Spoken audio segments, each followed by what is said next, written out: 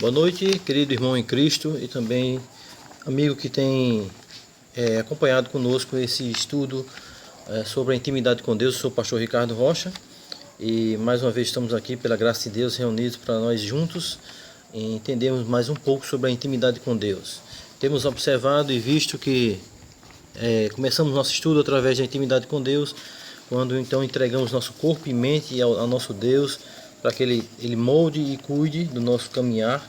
Temos visto a intimidade com Deus também através da humildade, e temos visto a intimidade com Deus também através do sofrimento. A intimidade com Deus é muito importante e independe das circunstâncias.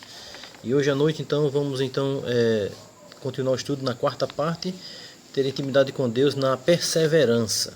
Ter intimidade com Deus na perseverança. Para tanto, então, eu gostaria de usar o texto bíblico aqui de Efésios, capítulo 4, versículos de 1 a 6. Efésios, capítulo 4, de 1 a 6, que diz assim a palavra de Deus. Rogo-vos, pois, eu, o prisioneiro do Senhor, que andeis de modo digno da vocação a que fostes chamados, com toda a humildade e mansidão, com longanimidade, suportando-vos uns aos outros em amor, esforçando-vos diligentemente por preservar a unidade do Espírito no vínculo da paz. Há somente um corpo e um Espírito, como também fostes chamados a uma só esperança da vossa vocação. Há um só Senhor, uma só fé, um só batismo, um só Deus e Pai de todos, o qual é sobre todos, age por meio de todos e está em todos. Efésios capítulo 4, versos de 1 a 6. A vida cristã, então, é uma vida de perseverança. O crente é cidadão de duas pátrias, a terrena e a celestial. Aqui temos uma exortação do apóstolo Paulo. E o crente deve andar, ou ter comportamento, ou ter uma vivência condizente à sua vocação, ou seja, ao chamado eficaz de Jesus para a salvação na sua vida. Como tem aqui no versículo 1, vocação a que foste chamados. Essa vocação aqui é a vocação da salvação, o chamado de Jesus Cristo à sua vida. Mas antes do crente ir para a pátria celestial, quando Deus o chamar ou chegar a sua hora, o crente tem que caminhar aqui em perseverança. É uma nova criatura em Jesus Cristo, andando em um mundo caído. Perseverar, meus irmãos e amigos, é ter a consciência de que a sua vida está sendo observada, e essa perseverar deve então ser uma parte do seu testemunho. O ser humano só pode ter mente e vida transformados quando este, pela fé e o arrependimento, entrega a sua vida a Jesus Cristo. Jesus é o único caminho e suficiente Salvador para todos nós. A palavra de Deus nos diz em 1 Timóteo, capítulo 2, versículo 5.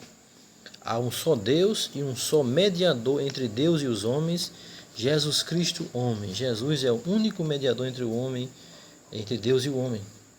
Assim, de pecador impenitente, o crente passa a ser filho de Deus, pelo Senhor Jesus Cristo, justificado diante de Deus e perdoado pelo sacrifício de Jesus Cristo. Isto é, quando a fé e o arrependimento é visto nesse coração impenitente. Então, para termos uma intimidade com Deus através da perseverança, segundo o nosso texto usado aqui da Bíblia, precisamos então ser novas criaturas. É possível ter intimidade com Deus pela perseverança, quando há uma relação de correspondência entre o crente e Deus. O Senhor Jesus Cristo disse em João capítulo 14, versículo 6, eu sou o caminho, eu sou a verdade, eu sou a vida. Ninguém vem ao Pai senão por mim. A relação de correspondência que você, amigo, deve ter com Deus deve ser unicamente através do Senhor Jesus Cristo, porque por Ele sem Ele ninguém vem ao Pai. Porque Jesus Cristo é o caminho, é a verdade e é a vida. Você, amigo crente, você, meu amigo irmão em Cristo, continue perseverante. A sua perseverança deve ser testemunhada também. Mas a pergunta que surge no nosso quarto estudo é: como o crente deve andar e manter intimidade com Deus na perseverança? Nosso texto que lemos vai nos mostrar aqui algumas funções, algumas atitudes que o crente deve ter então para mostrar essa intimidade com Deus através da perseverança. Quando fala aqui no Efésios capítulo 4, versículo 1, eu rogo-vos, pois eu, prisioneiro do Senhor, o apóstolo Paulo estava preso em Roma. E interessante que ele quer que as pessoas, mesmo ele preso, ele comunica aos irmãos em Éfeso, irmãos efésios, para que eles tenham uma atitude, um modo de andar conforme essa vocação que foi chamada, essa chamada eficaz de Jesus Cristo na vida deles. Ele vai falar aqui então de três atitudes, versículo 2, com toda humildade, mansidão e longanimidade. A humildade é colocar Jesus em primeiro lugar, os outros em segundo lugar e o crente em terceiro lugar. O crente deve dar preferência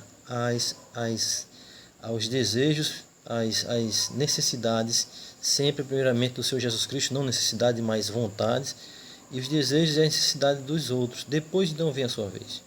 Humildade, mansidão, não é ser fraco, mas é ter controle sobre sua personalidade. Ser manso não significa ser fraco, mas ter controle, ser guiado pelo Espírito para controlar a sua personalidade. Longanimidade. Longo ânimo é a capacidade de tolerar os revés da vida sem revidar.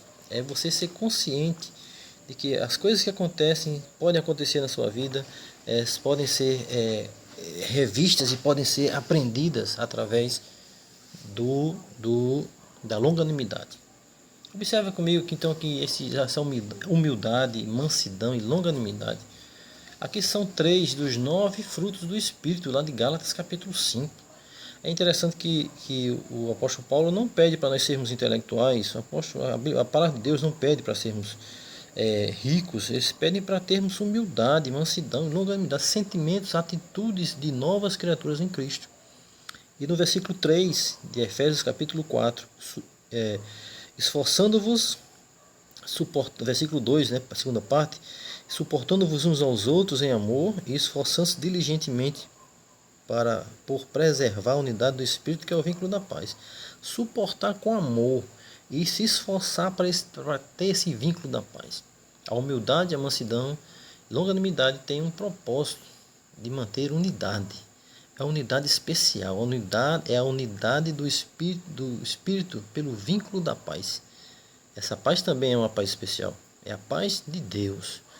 Paz de Deus, é muito importante isso, ter a paz de Deus. Em Romanos capítulo 5, versículo 1 diz: Justificados, pois, mediante a fé, temos paz com Deus por meio de nosso Senhor Jesus Cristo. Mais uma vez, não só a salvação e o perdão de pecados, mas também a própria paz de Deus é unicamente concedida através de Jesus Cristo. Justificados, pois, mediante a fé, temos paz com Deus, mediante o nosso Senhor Jesus Cristo. Observa que é muito importante, irmãos, termos essa consciência dessa intimidade constante em nossas vidas. E hoje estamos vendo a intimidade através da perseverança. Onde encontramos a base para essa unidade? Onde nós vamos usá-la?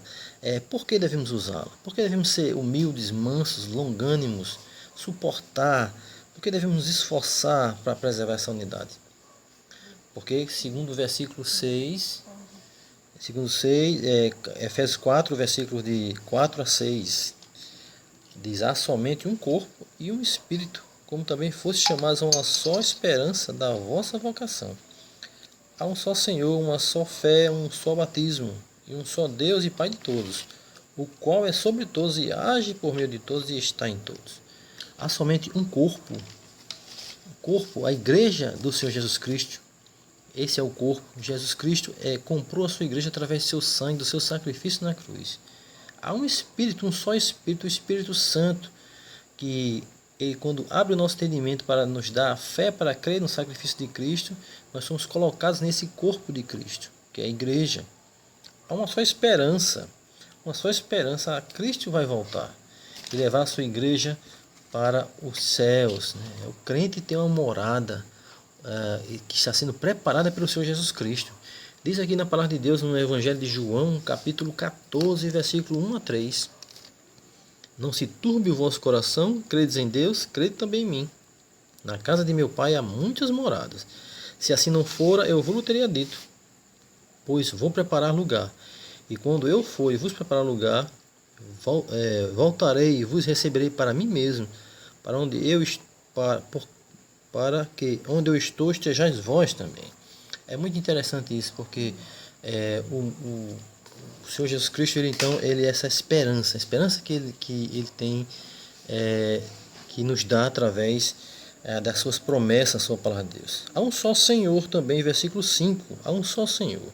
O Senhor Jesus Cristo, o dono da igreja, o qual sofreu e morreu por ela e ressuscitou, para justificar todo crente, né? Um só Senhor, uma só fé.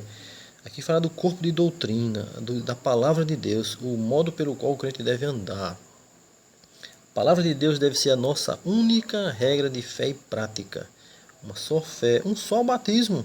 O batismo das águas, o batismo de imersão, a demonstração pública do pecador redimido pela fé e arrependimento na obra de Jesus Cristo. Um só Deus e Pai de todos. Versículo 6, um só Deus e Pai de todos, o qual é sobre todos e age por meio de todos e está em todos. É interessante notar que quando falamos em Pai, muitas pessoas falam em Deus Pai, né? Mas é importante notar também que o versículo fala aqui de Efésios que Deus é o Pai daqueles que já depositaram a fé no Senhor Jesus Cristo. Em João capítulo 1, versículo 12 a 14, diz assim: mas a todos quanto o receberam, deu-lhes o poder de serem feitos filhos de Deus, a saber os que creem no seu nome, os quais não nasceram do sangue, nem da vontade da carne, nem da vontade do homem, mas de Deus. E o Verbo se fez carne e habitou entre nós, cheio de graça e de verdade. E vimos a sua glória como do unigênito do Pai. Mas a todos quanto receberam Jesus Cristo como Senhor e Salvador, se tornaram filhos de Deus. Aqueles que nasceram não da vontade do sangue, nem da carne, nem do homem, mas nasceram de Deus, nasceram do alto. Então, podemos observar, irmãos, que é possível sim ter intimidade com Deus através da perseverança. Irmãos, estamos vivendo tempos difíceis, né? Desde que Jesus Cristo nos deixou para voltar à glória, mas infelizmente no nosso tempo hoje, o mundo anda desesperado, agoniado porque eles não sabem encontrar respostas nessas situações todas. Mas o crente que conhece a palavra, que persevera no nosso Deus Senhor, em Senhor Jesus Cristo, e entende que Jesus Cristo é o nosso Deus e Ele é soberano sobre todas as coisas, deve servir então um momento para nós testemunharmos e também não nos agoniarmos com a situação. Confiarmos na soberania de Deus, que nos dá tranquilidade, sobriedade, momentos de dar testemunho, momentos de perseverar na humildade, mansidão e longanimidade. Que Deus nos ajude, irmãos, a encarar isso de maneira sóbria, né? Vamos continuar esperando em Deus. Deus sabe todas as coisas. Precisamos anunciar ao mundo que Deus é a solução. O Senhor Jesus Cristo morreu pelos pecadores. Então, meu amigo crente no Senhor Jesus Cristo, continue perseverando. Que a sua perseverança seja um momento de testemunhar àqueles que estão esperando uma resposta que não se encontra nesse mundo, mas na pessoa do Senhor Jesus Cristo, nosso Senhor e Salvador. E Deus abençoe a cada um e todos nós sejamos perseverantes no Senhor Jesus Cristo, para a glória de Deus Pai.